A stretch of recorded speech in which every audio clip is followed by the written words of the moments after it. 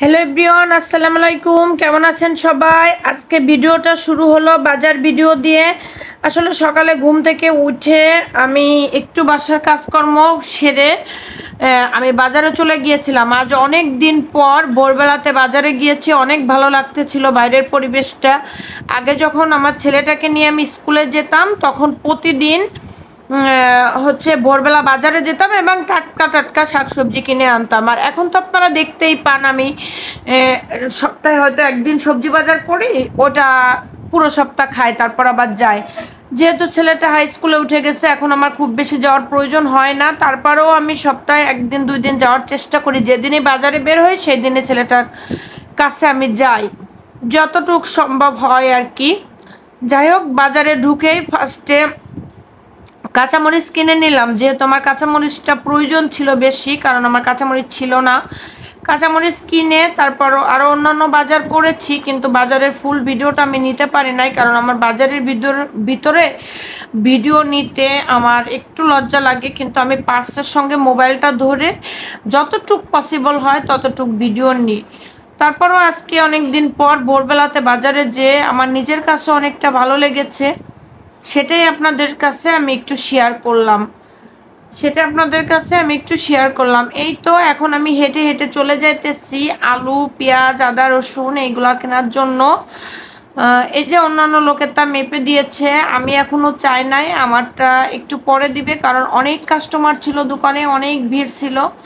যাই হোক, আমি এই চাচাটার কাছ থেকে সবসময় আমি আলু, পেঁয়াজ, রসুন, আদা এগুলা নিই, কারণ এনার কাছে ভালোটা পাওয়া যায়। ওনার বাসা হচ্ছে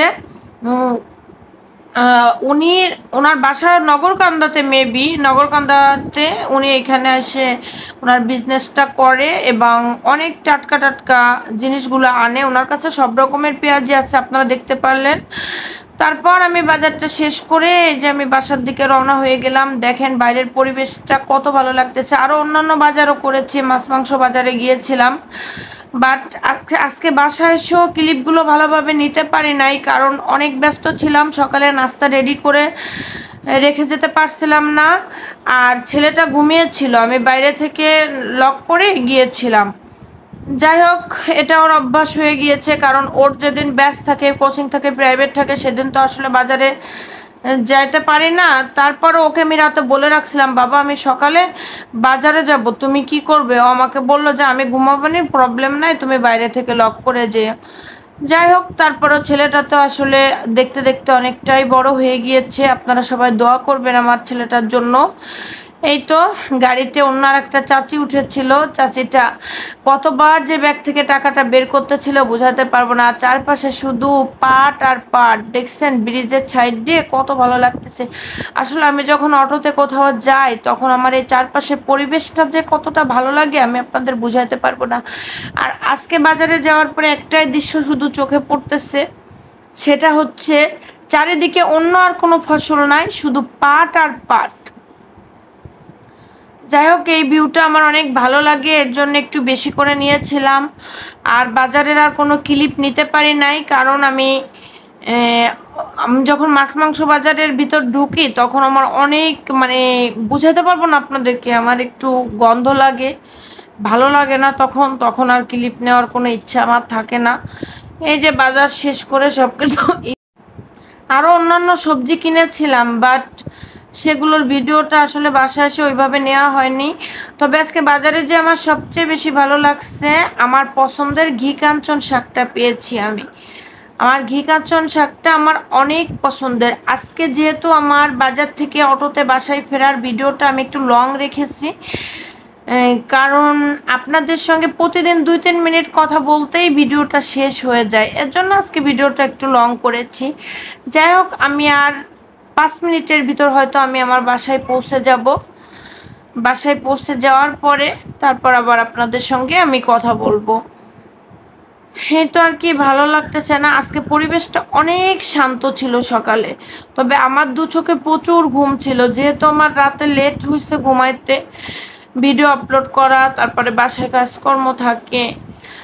আর যাদের হেল্পিং হ্যান্ড আছে তারা বলতে পারবে যে হেল্পিং হ্যান্ড আছে, আমি শুধু রান্না করলাম, তারা শুধু গুছিয়ে দিল। বাট আমার তো এ ধরনের কোনো অপশন নাই, এর জন্য আমি এটা বলতে পারি না। এই যে এখন আমি আমার বাসার রোডে ঢুকে যাব, বাসার রোডে ঢুকে যাব আমি আর 2-1 মিনিটের ভিতর। যাই হোক, আমি যখন ছেলেটাকে বাসায় রেখে বাজারে যাই তখন আমার একটু টেনশন ফিল হয়, কিন্তু টেনশন ফিল হওয়ার কিছু নাই। আমি যখন বাইরে বের হই তখন আমি আমার গ্যাসের লাইন অফ করি, সব কিছু অফ করে তারপরে আমি বাইরে যাই, কারণ আমার ছেলে তো একটা, 10টা তো আর না। তারপর বাসায় যে এই যে অনেকগুলো রুটি করে নিলাম, এখন একটু রুটিটা সকালবেলা একটু বেশি করি, যেহেতু রাতে থাকলে ছেলেটা একটু খায়। যাই হোক, এই যে দেখেন আমার রুটিগুলো কত সুন্দর ফুলকা ফুলকা রুটি হচ্ছে। আমার হাতের রুটি আমার ভাইয়া অনেক পছন্দ করে। যাই হোক, আগে একটা সময় ছিল আমি রুটি বানাতে পারতাম না, তারপর ছেলেটাকে ঘুম থেকে তুলে ফ্রেশ করিয়ে দেওয়ার পর আমি বললাম যে বাবা নাস্তাটা খেয়ে নাও, যেহেতু আমার আজ একটু ব্যস্ততা আছে সেহেতু আমি তো ওকে খাইয়ে দিতে পারবো না। তারপর বাবা ছেলের জন্য 2টা গিফট এসেছিল, সেই গিফটটাও আমি বাজারে যখন গিয়েছিলাম তখন আমি এনেছিলাম। যাই হোক, আপনাদের সঙ্গে ওটা শেয়ার করা হয়নি, আসলে বাইরে গেলে এত কিছু শেয়ার করা পসিবল হয় না। এই গিফটটা তাদের জন্য, তাদের খুব প্রিয় একজন মানুষের কাছ থেকে পাওয়া গিফট, তাদের খুবই স্পেশাল। তারপর এখানে আমি লাউ চিংড়ি রান্না করে নিব। আমি খুব কচি একটা লাউ এনেছিলাম, লাউটা অনেক মজা ছিল। আর আজকে একটু চিংড়ি মাছের পরিমাণটা বাড়িয়ে দিয়েছি, যেহেতু লাউটা অনেক কচি ছিল, খেতেও ভালো লাগবে আমি আগে থেকে জানতাম। তবে আমার প্রিয় শাকের তরকারিটা আজকে আমার কাছে অতটাও ভালো লাগে নাই, কারণ আমি অনেক ঝটপট রান্না করেছি। এই তো মশলাটা কষিয়ে নিয়ে আমি এখন এখানে লাউগুলো দিয়ে দিব। আর এভাবে একটু বেশি করে চিংড়ি মাছ দিয়ে লাউটা রান্না করলে লাউটা খেতে অনেক মজা লাগে। আর আমার আর কোনো মাছ মাংসর কোনো প্রয়োজন নাই, আমার যদি একটু চিংড়ি মাছ আর ব্যাগ ভর্তি সবজি থাকে বাসায় তাহলে আমি অনায়াসে আমি প্রতিদিন রান্না করতে পারি, কারণ আমার সবজি আর চিংড়ি এই 2টা জিনিসই আমার সবচেয়ে বেশি পছন্দের।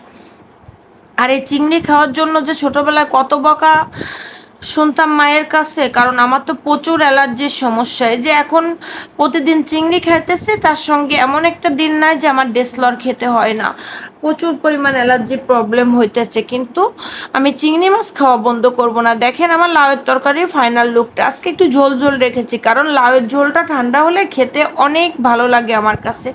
তারপরে এখানে একটু পার্শে মাছ দিয়ে আমি সেই ঘি কাঞ্চন শাকটা রান্না করে নিব। যাই হোক, সব মশলা দিয়ে দিয়েছি। তারপর এখানে আমি পার্শে মাছগুলো একটু কষিয়ে তুলে নিয়েছি। অনেকে ভেজে রান্না করে, কিন্তু আমার কষানো মাছগুলো খেতে অনেক ভালো লাগে, কারণ আমাদের ওইখানে কষানো মাছটাই বেশি খাওয়া হয়, ভাজি মাছটা খুবই কম খাওয়া হয়।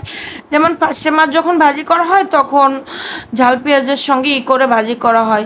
তবে আমার হাজবেন্ড যখন ওইখানে যায় তখন আমার ভাবির হাতের পার্শে মাছ ভাজি, তারপরে তার দাঁতনে মাছ ফ্রাই করে দেয়, কোরাল মাছ বড় একটা ধরে ফ্রাই করে দেয়, অনেক পছন্দ করে। আর আমার ভাবির হাতে ডাবল ডিম না হলে তো আমার হাজবেন্ডের চলেই না। তারপর বিকালবেলা চলে গিয়েছিলাম একটু নিচে, যেহেতু আমার একটা কড়াইয়ের প্রয়োজন ছিল, এর জন্য একটা বড় কড়াই আনার জন্য নিচে গিয়েছিলাম। সেখান থেকে এসে আমি যে আমের আচারটা বানিয়েছিলাম সেটা দিয়ে যে একটু চানাচুর মাখিয়ে নিলাম। আর যেহেতু আমার মনটা একটু খারাপ ছিল, পারিপার্শ্বিক অবস্থা সব কিছু মিলিয়ে মনটা একটু খারাপ, তাই বাইরে গেলাম। আমার পছন্দ স্ট্রবেরি, আমার পছন্দ ভ্যানিলা, ছেলের পছন্দ একটু চকলেটের ভিতরে, এর জন্য 2 ফ্লেভারের কোন আইসক্রিম নিয়ে আসলাম। একটা সময় অনেক কোন খেতাম। তারপর এই তো আজকে 2টা প্লেটে সুন্দরভাবে সাজিয়ে নিয়েছি, কারণ আমার তো মনে করেন যে ওইভাবে প্লেট সাজিয়ে খাওয়া হয় না। তবে আমার যখন মন খারাপ থাকে তখন আমি এভাবে নিজেকে একটু ভালোবাসি। আমি জানি না বাবা ছেলে কে কোনটা চয়েস করে নিবে, যেহেতু তাদের গিফট তারাই চয়েস করে নিবে। ওর বাবা যখন বাসায় আসবে, বাবা যদি আগামীকাল আসে, মেবি আসতে পারে হয়তো সকালে, কারণ গত ঈদের ছুটি হয়েছিল, এবার তো আর তার ছুটি হয় নাই। যেহেতু সরকারি জব করে সেহেতু সব কিছু পসিবল হয় না। তারপরও ছেলেকে বলছে যে দেখি আমি তোমার সঙ্গে এসে নামাজটা পড়তে পারি কিনা, এর জন্য তখন ছেলে বলতেছে আমার বাবা যেটা চয়েস করে নিবে তারপরে আমি নেব। আমি বললাম যে আব্বু তুমি ছোট পাঠিয়েছে, দুটেই একই, তুমি দেখো যে তোমার যেটা ভালো লাগে তুমি নিয়ে নাও। বলে যে না, আমার বাবা আসুক, বাবা এসে যেটা পছন্দ করবে, বাবা নেওয়ার পরে আমি নেব। যাই হোক, সেটা বাবা ছেলের বিষয়। আল্লাহ হাফেজ, ভালো থাকবেন সবাই, সুস্থ থাকবেন, আর সিম্পল লাইফ স্টাইলের সাথে থাকবেন।